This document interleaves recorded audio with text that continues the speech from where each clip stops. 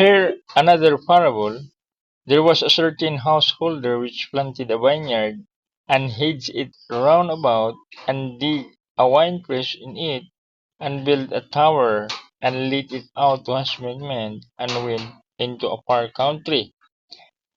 Pakinggan ninyo ang isa pang talinghagang may isang tao na puno ng sangbayan na nagtanim ng isang ubasan at binakuran niya ng mga buhay na punong kahoy sa palibot at humukay roon ng isang pisaan ng ubas at nagtayo ng isang bantayan at ipinagkatiwala iyon sa mga magsasaka at nagpa sa ibang bayan, ibang lupain.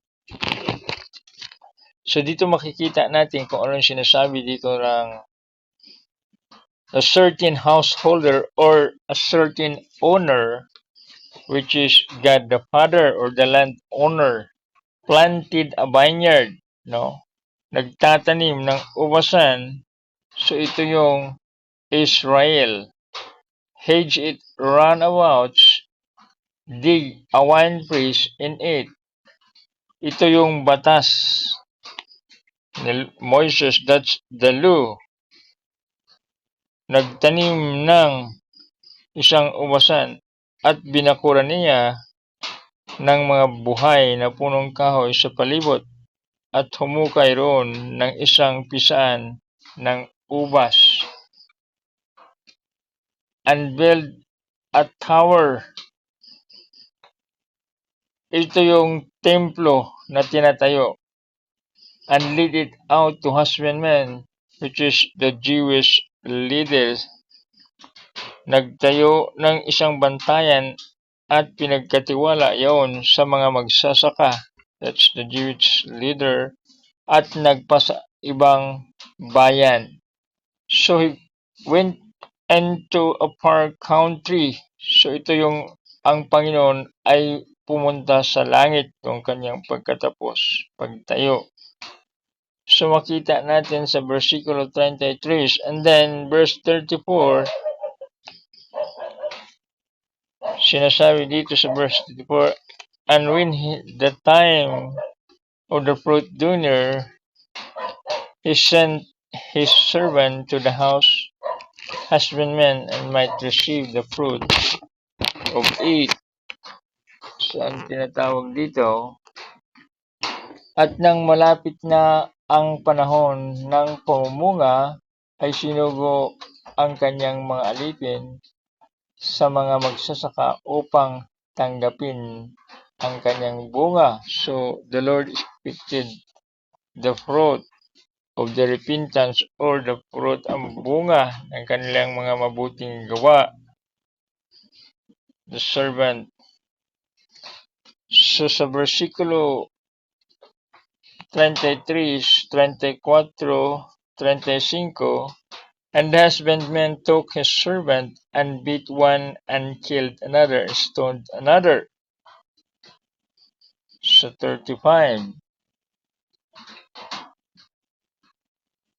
at pinaghawakan ng mga magsasaka ang kanyang mga alipin at hinampas.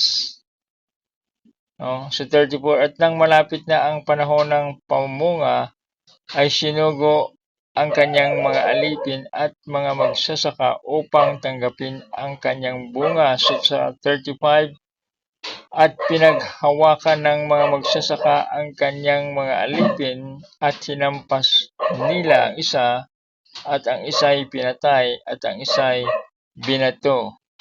So ito yung mga panahon na that was the time when a servant sent by God, that was before the Babylonian captivity, when the old prophet, the true prophet in the Old Testament, before the Babylonian captivity was sent. At ito'y kanilang mga ginamitan ng dahas. So 36, again he sent another servant more than the first, and did unto them likewise. Muling sinugo niya ang ibang mga alipin mahigit pa sa pang-una at ginawa rin sa kanila na gayon ding paraan. So that was before in the time of Isaiah that Jezebel killed the prophets. That's why Isaiah cried in the time that he is left alone. So ito yung mga panahon na ang mga propeta nung unang Old Testament time was being killed. At makikita natin dito sa 35 and 37, and the last of all he sent unto them his son, saying, they will reverence my son. Sa 37, datapwat pagkatapos ay sinugo niya sa kanila ang kanyang anak na lalaki at nagsabi, igagalang nila ang aking anak. 38. But when the husbandmen saw the son, they said among themselves, it is the heirs, come, let us kill him, and let us seize on his inheritance. Datapwat nang nakita ng mga magsasaka ang anak ay nangag-usapan sila, ito ang tagapagmanang, halika, siya'y ating patayin at kunin natin ang kanyang mana. Sa 39, and they caught him and cast him out of the vineyard and slew him. At dito makita natin sa 39, at siya'y hinawakan nila at tinaboy siya sa ubasan at pinatay siya. So hinawakan nila, they sent and cast him out of the vineyard. So they will be killed outside of Jerusalem. Dinala siya doon sa Jerusalem. Did out of Jerusalem. Sa 40, and the Lord therefore of the vineyard came, what will be do unto those husbandmen? Pagdating nga ng Panginoon ng ubasan, ang kaya nga gagawin sa magsasakang ito. Pagdating nga ng Panginoon ng ubasan, ano kaya ang gagawin sa mga magsasakang yaon? So ang ginagawa ng mga tao dito, ano ba ang gagawin sa mga magsasakang yaon? No? He shall destroy those wicked one. That's the destruction of Jerusalem. And the same time we will miserably destroy those wicked men, and will let out his vineyard and to other husbandmen, which shall render him the fruit of their season. Sinabi nila sa kanya, pupuksaing walang awa ang mga tampalasang iyon, at ibigay ang ubasan sa mga ibang magsasaka, at sa kanya'y nagbibigay ng mga bunga sa kanilang kapanahunan. So that was the destruction of Jerusalem, and it was given to the Gentiles. Sa versikulo 42, Jesus said unto them, did ye never read in the scriptures, the stone which the builders rejected, the same is become the head of the corner. This is the Lord's doing, and it is marvelous in our eyes. Sinabi sa kanila ni Jesus, kailangan may bagay hindi ninyo nabasa sa mga kasulatan, ang batong itinatakwel ng magtatayo ng gusali ay siya ring ginagawang pangulo sa panulok. Ito'y mula sa Panginoon, at ito'y kagilagilalas sa harap ng ating mga mata. 45. Therefore I say unto you, the kingdom of God shall be taken from you, and given to the nations, bringing forth the fruit thereof.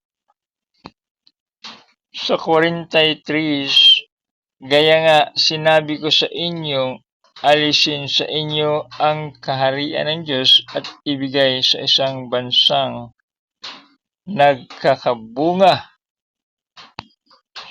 So dito, sa 44, and whatsoever shall fall on this stone shall be broken, but on whosoever it shall fall, it will grind him to powder. At ang mahulog sa ibabaw ng batong ito ay madurog, datapwat sino mang kanyang malagpakan ay mapangangalating gaya ng alabok. Sa versikulo 45, and when the chief priests and the Pharisees had heard these parables, they perceived that he spake of them. At nang marinig ng mga pangulong saserdote at mga Parisiyo ang kanyang mga talinghaga, ay kanilang napaghalata na sila ang kanyang pinagsasalitaan. Verse 46, but when they sought to lay hands on him, they feared the multitudes because they took him for a prophet. At ang sila'y magsisihanap ng paraan siya'y mahuli, ay nagtakot sila sa karamihan sapagkat ipinalagay nito na siya ay propeta. So dito makita natin ang kaibahan ng Panginoon na kung saan ibibigay niya ang kaharian o ang karapatan na kung saan ang walang bunga doon sa bansa may bunga. So makita natin sa libro din sa Roma, Kapitulo 2, versikulo 28, kung ano ang sinasabi dito. Sa Romans chapter 2,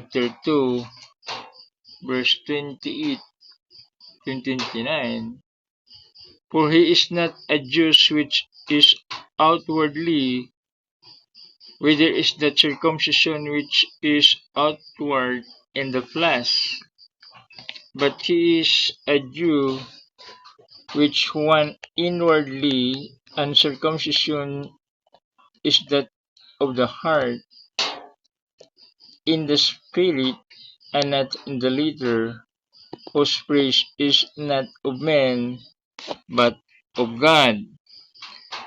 Makita rin natin sa Romans chapter 9, verse 6 and 8, na sinasabi dito. Romans chapter 9, verse 6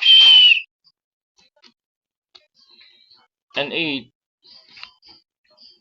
not through the word of God hath taken none effect, for they are not all Israel which are of Israel, neither because they are the seed of Abraham are they all children, but in Isaac they shall seed be called. Sa Galatia naman, Kapitulo 3, versikulo 26 at 27, makikita natin sa Galatians chapter 3, verse 26 to 29,